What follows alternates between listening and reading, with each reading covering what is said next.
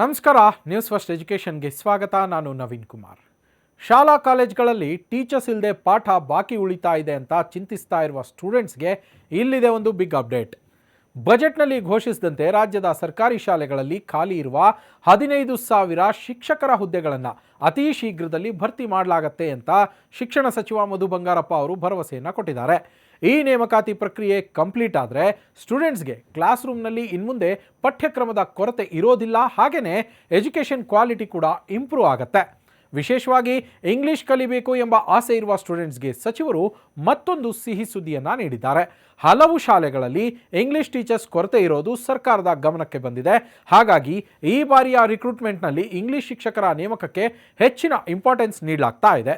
ಇದರಿಂದ ಗ್ರಾಮೀಣ ಭಾಗದ ಸ್ಟೂಡೆಂಟ್ಸ್ಗೆ ಇಂಗ್ಲಿಷ್ ಭಾಷೆಯ ಮೇಲೆ ಹಿಡಿತ ಸಾಧಿಸೋದಕ್ಕೆ ಮತ್ತು ಕಾಂಪಿಟೇಟಿವ್ ವರ್ಲ್ಡ್ ಎದುರಿಸೋದಕ್ಕೆ ತುಂಬಾ ಹೆಲ್ಪ್ ಆಗುತ್ತೆ.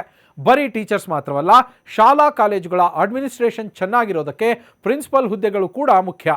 ಈ ಖಾಲಿ ಇರುವ ಹಾಗೂ ಮುಂದಿನ 6 ತಿಂಗಳಲ್ಲಿ ರಿಟೈರ್ ಆಗಲಿರುವ ಪ್ರಾಂಶುಪಾಲರ ಹುದ್ದೆಗಳಿಗೆ ಮುಂಬಡ್ತಿ ನೀಡೋದಕ್ಕೆ ಇಲಾಖೆ ನಿರ್ಧರಿಸಿದೆ. ಸ್ಟೂಡೆಂಟ್ಸ್ಗೆ ಸ್ಕೂಲ್ ಅಥವಾ ಕಾಲೇಜ್ನಲ್ಲಿ ಯಾವುದೇ ಸಮಸ್ಯೆ ಎದುರಾದರೂ ತಕ್ಷಣ ಸ್ಪಂದಿಸೋದಕ್ಕೆ ಪೂರ್ಣ ಪ್ರಮಾಣದ ಪ್ರಿನ್ಸಿಪಲ್ ಇರೋದು ಬಹಳ ಅವಶ್ಯಕ. ಈ ಪ್ರೋಸೆಸ್ ಸದ್ಯದಲ್ಲೇ ಪೂರ್ಣಗೊಳ್ಳಲಿದ್ದು ಕಾಲೇಜು ಕ್ಯಾಂಪಸ್ಗಳಲ್ಲಿ ಹೊಸ ಹುರುಪು ಬರುತ್ತೆ.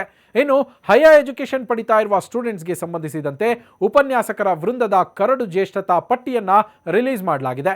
ಇದರ ಮೇಲೆ ಬರುವ ಆಕ್ಷೇಪಣೆಗಳನ್ನು ಪರಿಶೀಲಿಸಿ ಶೀಘ್ರದಲ್ಲೇ ಫೈನಲ್ ಲಿಸ್ಟ್ ಅನೌನ್ಸ್ ಮಾಡಲಾಗುತ್ತೆ.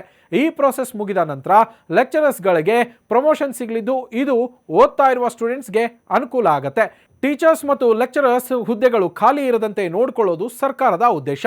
ಕೊನೆಯದಾಗಿ ಪಬ್ಲಿಕ್ ಲೈಬ್ರರಿಗಳಲ್ಲಿ ಕೆಲಸ ಮಾಡುವ ಸಿಬ್ಬಂದಿಯ ಬಗ್ಗೆಯೂ ಸಚಿವರು ಮಾಹಿತಿಯನ್ನು ನೀಡಿದ್ದಾರೆ. ಗ್ರಂಥಾಲಯಗಳು ಸ್ಟೂಡೆಂಟ್ಸ್ಗೆ ಜ್ಞಾನದ ದೇಗುಲಗಳಿದ್ದಂತೆ. ಅಲ್ಲಿನ ಶುಚಿತ್ವ ಮತ್ತು ನಿರ್ವಹಣೆಗೆ ಸಂಬಂಧಿಸಿದ ಕೆಲಸಗಳು ನಡೀತಾ ಇವೆ.